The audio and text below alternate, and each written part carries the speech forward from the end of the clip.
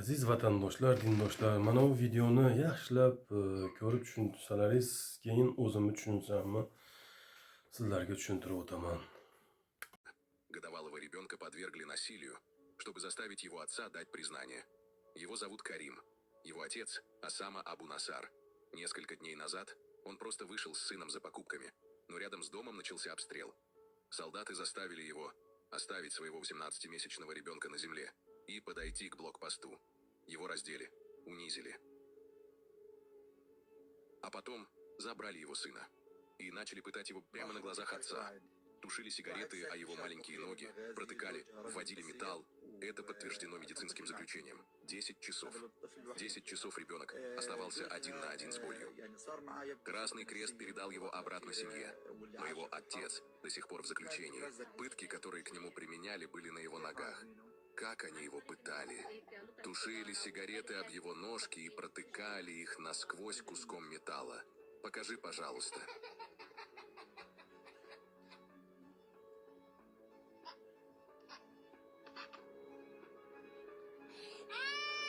Это последствия пыток? Это от ожогов сигаретами? Да, это от сигарет.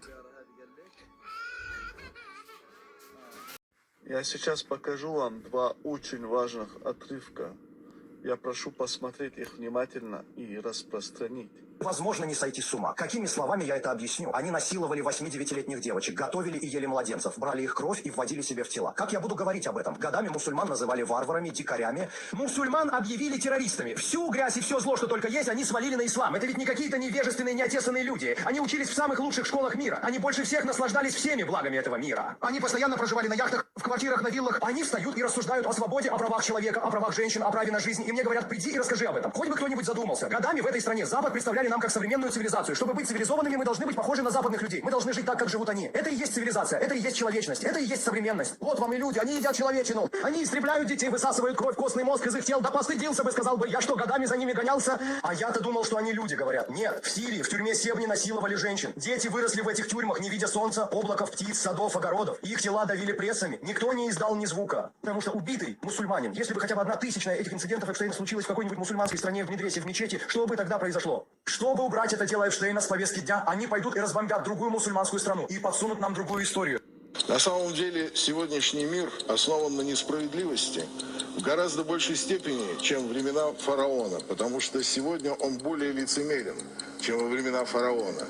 И социалистический проект, который пытался этот мир разрушить, сам, в свою очередь, оказался разрушенным и обанкротился. Сегодня, кроме ислама, у простых людей, причем не только мусульман, но простых людей всего мира, нет другой защиты, нет другого идеологического оправдания. Потому что ислам основан на концепции принципиальной теологической справедливости как абсолютном и неотъемлемом, так сказать, праве человека, как на абсолютно неотъемлемой ценности. Что такое традиционный ислам? Нет такого. Вы видели вот сейчас в этом фильме, как танцуют зикр? Вот это и есть традиционный ислам. Это есть наркотик. Это наркотик, который предлагается людям, чтобы они были послушными хозяевам.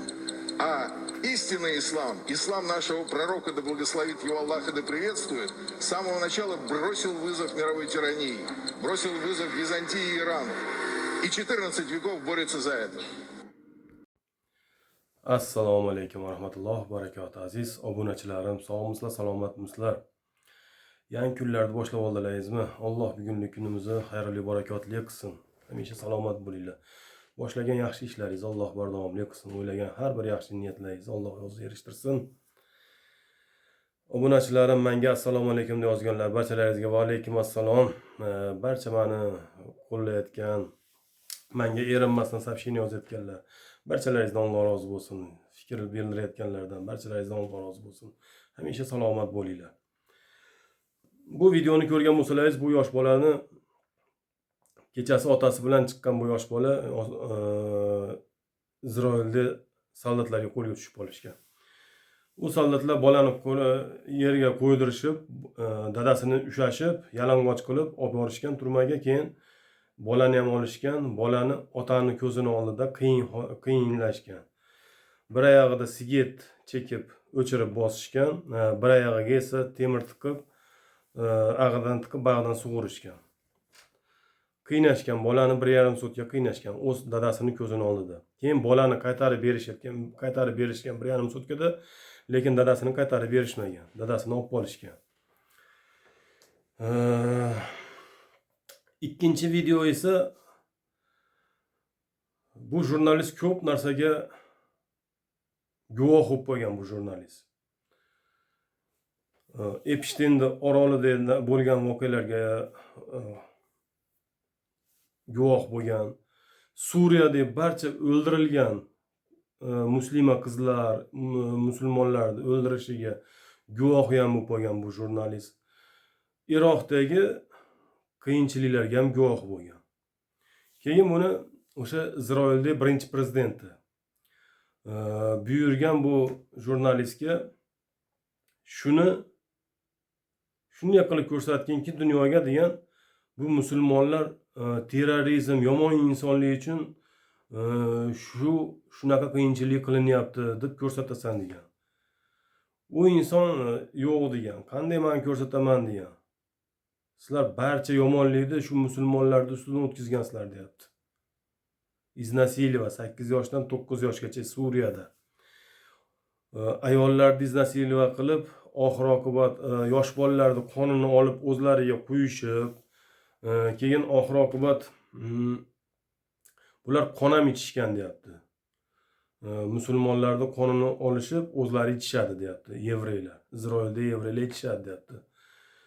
Barcha yomonliklarni o'tkazishgan bular boshidan deyapti. Dunyodagi eng qiyin o'tkazib, pedofillik hamma ishni imini musulmonlarni ustida o'tkazishgan bular deyapti. Qanday men bularni ko'rib turib, men oddiy xalqni, qiynalgan xalqni men yana yomon ko'rsataman deb bosh tortgan bu inson. Mana shunaqa yevreylarda qilig'i. Yevreylar Yevropadan chiqib qolsa, dunyodagi eng iflos odam sen bo'lasan, qonxo'r, haramdan bo'lgansan deb aytuvsiz ham bo'laveradi. U gap bilan ham faxrlanishadi. Hozirgi holatda Isroilda juda ko'p Isroilda yevreylari qochyapti qolgan boshqa davlatlarga. Rossiyada Dog'istonga olib kelib joylashishdi. Ataylar musulmon davlatlarga joylashtirishadi bular. Yevrey qayerga qochishidan qat'iy nazar hamma yoqqa quloq solsangiz, hamma yoqqa qarasangiz, faqat musulmonlar yashayotgan joyga joylashtirishadi. U ataylab qilinadi bu narsa. Yana musulmonlardan ular biz Isroilda yevreylarni yomon ko'ramiz, biz sizlar tarafimiz deb turib, yana musulmonlardan ichki nimasini, siyosatini o'rganib borishaveradi bu ifloslar. Bu Isroilda qochoq yevreylarga hech qachon ishonib bo'lmaydi. Bular oxir-oqibat bular hammasi qonxo'r. Bular o'z vazifasini bajarishyapti. Ana hozir Eron urib tashlayapti Isroilda. Isroildan juda ko'p yevreylar qochyapti. Biz qarshimiz Isroilda yevreylarga qarshi biz deb qochishyapti boshqa davlatlarga. Minni qochgan yevreylarni musulmon davlatlarga joylashtirishyapti. Politikani kuchliligini qaranglar. Yana o'sha musulmonlarni ichki siyosatini o'rganib boraveradi bular. Vaqt soati kelib yana o'sha Isroilga qaytishadi ular hammasi. Bular hozir bilishadi, 100 yil yaqinlashayotganini bilishadi. Isroilda yevreylar qirilib ketishini ham juda yaxshi bilishadi. O'shaning uchun shundan foydalanib butun dunyoga o'z yevreylarini tarqatishyapti hozir. Bularga hech qachon rahm qilmaslik kerak. Bularga Allohdan la'nat yog'ilsin. Aziz obunachilarim, hamisha sog' bo'linglar, salomat bo'linglar. Hammalaringizni Alloh uchun yaxshi ko'raman. Assalomu alaykum.